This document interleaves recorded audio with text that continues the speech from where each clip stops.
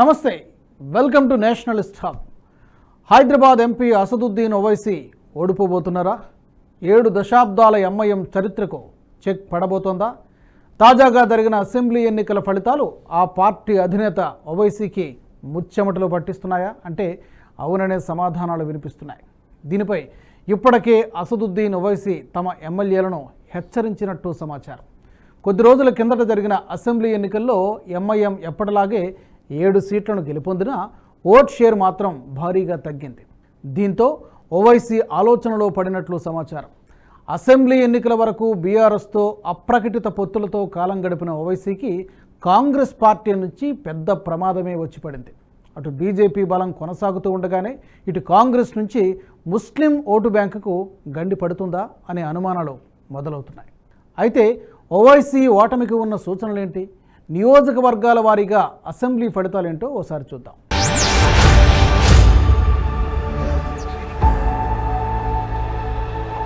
హైదరాబాద్ నియోజకవర్గం 1984 నుంచి మజ్లిస్ పార్టీ కంచుకోటగా ఉంది. అసదుద్దీన్ ఓవైసీ తండ్రి సుల్తాన్ సలావుద్దీన్ ఓవైసీ అప్పటి వరకు 2 సార్లు కాంగ్రెస్ నుంచి గెలుపొందిన కేఎస్ నారాయణను ఓడించి ఎంపీగా ఎన్నికయ్యారు. అక్కడి నుంచి హైదరాబాద్ ఎంపీ స్థానంలో ఎంఐఎం తిరుగులేని విజయాలు సాధిస్తూ వస్తోంది. 1984లో ఇండిపెండెంట్గా పోటీ చేసిన సలావుద్దీన్ 1989 నుంచి 91, 96, 98, 99 ఎన్నికల్లో ఎంఐఎం పార్టీ తరపున వరుసగా 6 సార్లు విజయం సాధించారు. తరువాత ఆ స్థానం నుంచి సలావుద్దీన్ ఓవైసీ కుమారుడు అసదుద్దీన్ ఓవైసీ 2004 నుంచి పోటీ చేస్తూ 2019 వరకు ఎంపీగా తిరుగులేని విజయాలు నమోదు చేశారు. వచ్చే సార్వత్రిక ఎన్నికల్లో కూడా ఇదే స్థానం నుంచి పోటీ చేయబోతున్నారు. హైదరాబాద్ ఎంపీ స్థానంలో ఎక్కువగా పాత బస్తీ నియోజకవర్గాలున్నాయి. మలక్పేట్, కార్వాన్, గోషామహల్, చార్మినార్, చాంద్రాయన్గుట్ట, యాకుత్పుర, బహదూర్పుర నియోజకవర్గాలు దీని పరిధిలోకి వస్తాయి.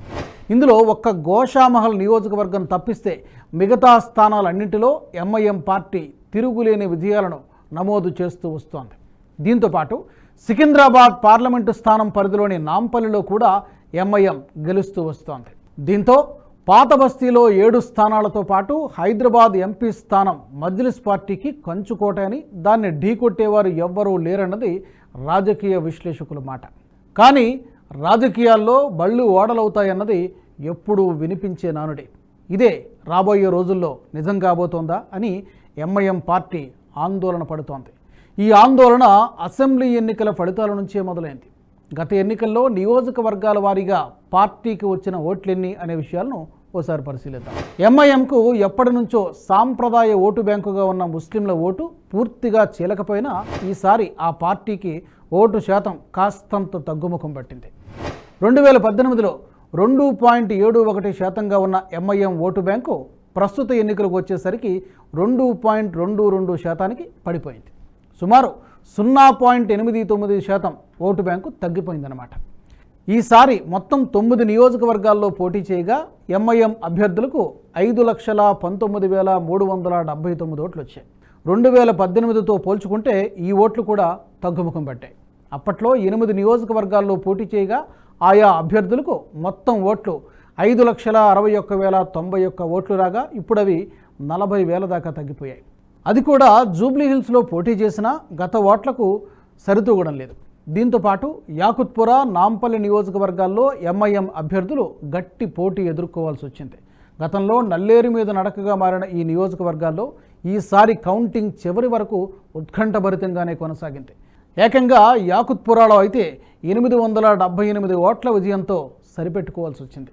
ఎంఐఎం అభ్యర్థి జాఫర్ హుస్సేన్కు 46,153 ఓట్లు రాగా మజ్లిస్కు వ్యతిరేకంగా పుట్టుకొచ్చిన మజ్లిస్ బచావ్ తెహ్రిక్ అభ్యర్థి అంజదుల్లా ఖాన్కు 45,275 ఓట్లు పోలయ్యాయి. దీంతోపాటు బీజేపీకి చెందిన ఎన్ వీరేందర్ బాబు యాదవ్ 22,354 ఓట్లతో 3వ స్థానంలో నిలిచారు. ఎంఐఎం అభ్యర్థి అనేక రౌండ్లలో వెనుకంజలో ఉండడంతో ఒక దశలో ఆ పార్టీ సీటు కోల్పోయే పరిస్థితి కనిపించింది. 2018లోనూ ఇదే తరహా పోటీ ఉన్న ఎంఐఎం నేత సయ్యద్ అహ్మద్ పాషా 47,000 ఓట్ల మెజారిటీతో సీటును నిలబెట్టుకున్నారు. కానీ ఈసారి ఓట్ షేర్ భారీగా తగ్గి 878 ఓట్లతో బొటాబొటీ మెజారిటీతో గట్టెక్కే పరిస్థితి ఏర్పడింది. ఇక చార్మినార్లో కూడా బీజేపీ నుంచి గట్టి పోటీ ఎదుర్కొంది. మాజీ మేయర్ మీర్ జుల్ఫికర్ అలీ చార్మినార్ నుండి బీజేపీకి చెందిన ఎం రాణి అగర్వాల్పై 22,000 ఓట్ల తేడాతో గెలుపొందారు. మొదట చాలా రౌండ్లలో రాణి అగర్వాల్ ఆధిపత్యం కనబరిచారు. దీంతోపాటు కార్వాన్ నుంచి కౌసర్ మొహియుద్దీన్ బీజేపీకి చెందిన అమర్ సింగ్పై దాదాపు 42,000 ఓట్ల తేడాతో తిరిగి ఎన్నికయ్యారు. దీంతోపాటు మిగిలిన స్థానాల్లో కూడా గతంలో కంటే ఓట్లు తగ్గాయి. ఇక హైదరాబాద్ ఎంపీ స్థానంలోనే బీజేపీ కంచుకోట గోషామహల్ స్థానం ఉంది. ఈ స్థానం నుంచి రాజాసింగ్ మరోసారి భారీ మెజారిటీతో గెలుపొందారు.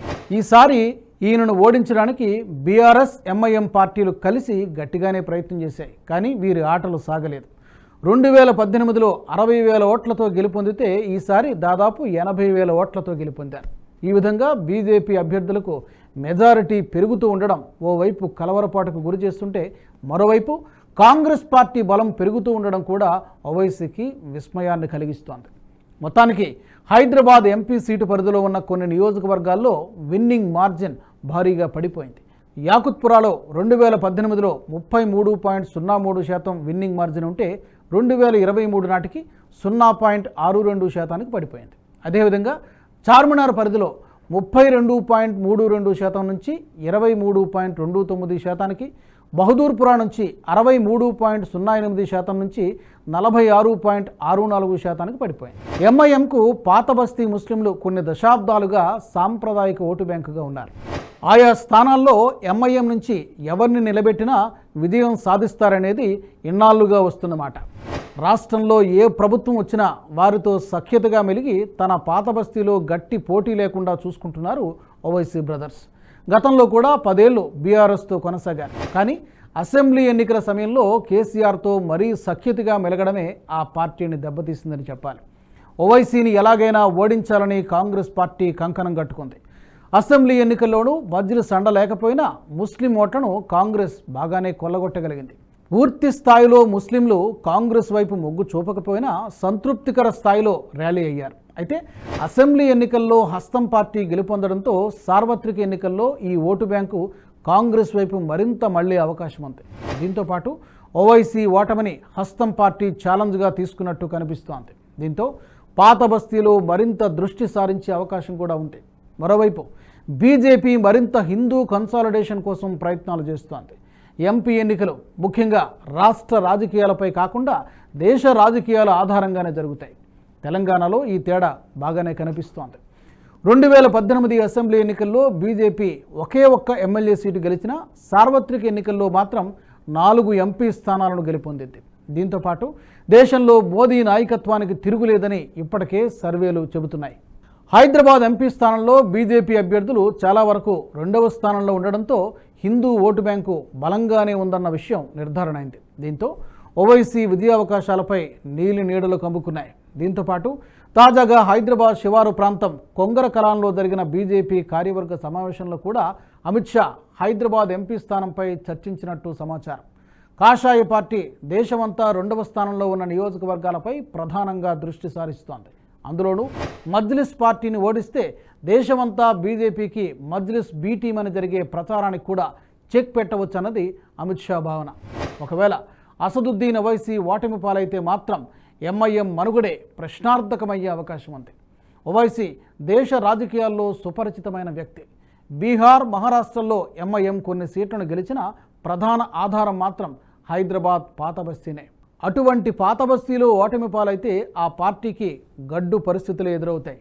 అందుకే ఓవైసీ దీనిపై ముందే తేరుకొని ఎమ్మెల్యేలను హెచ్చరించినట్టు సమాచారం. సార్వత్రిక ఎన్నికలకు ఇంకా సమయం ఉండడంతో ఎమ్మెల్యేలకు, స్థానిక మజ్లిస్ నాయకులకు కీలక సూచనలు చేసినట్టు తెలుస్తోంది. ప్రజలతో మమేకమై సమస్యలు తెలుసుకోవాలని హెచ్చరించారు. ప్రజాప్రతినిధులను నిత్యం ప్రజాక్షేత్రంలో ఉండాలని సూచించినట్టుగా తెలుస్తోంది. దీంతోపాటు ఎంఐఎం గెలుపునకు ప్రధాన కారణమైన దారుస్సలాంలో ఎమ్మెల్యేల సమావేశాలను ప్రతిరోజు నిర్వహించాలని సూచించినట్టుగా తెలుస్తోంది. ఈ క్రమంలో హైదరాబాద్ ఎంపీ స్థానంలో ఓవైసీ గెలుస్తారా లేక ఓటమి పాలై ఎంఐఎం మనుగడనే అంధకారంలోకి నెట్టేస్తారా అనేది తెలియాలంటే మరికొద్ది రోజులు వేచి చూడాల్సిందే. జాతీయవాద జర్నలిజానికి అసలైన వేదిక నేషనలిస్ట్ హబ్ ని సబ్స్క్రైబ్ చేసుకోండి. నోటిఫికేషన్స్ కోసం బెల్ ఐకాన్ పై క్లిక్ చేయండి.